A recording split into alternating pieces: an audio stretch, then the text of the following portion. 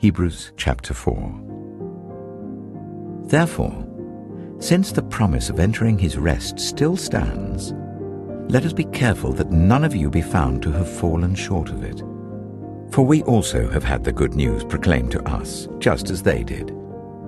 But the message they heard was of no value to them because they did not share the faith of those who obeyed.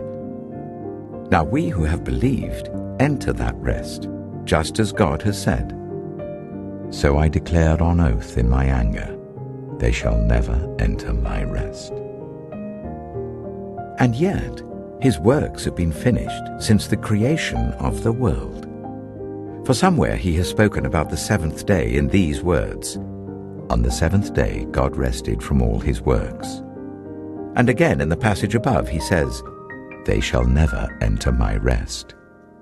Therefore, since it still remains for some to enter that rest, and since those who formerly had the good news proclaimed to them did not go in because of their disobedience, God again set a certain day, calling it Today. This he did when a long time later he spoke through David, as in the passage already quoted, Today, if you hear his voice, do not harden your hearts.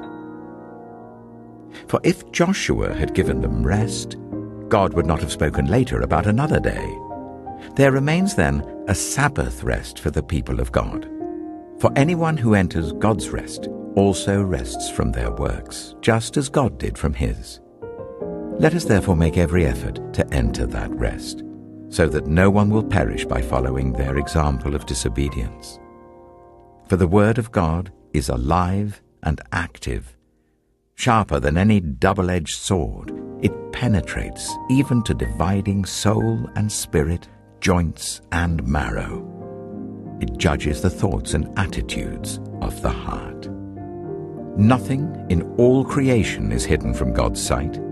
Everything is uncovered and laid bare before the eyes of him to whom we must give account.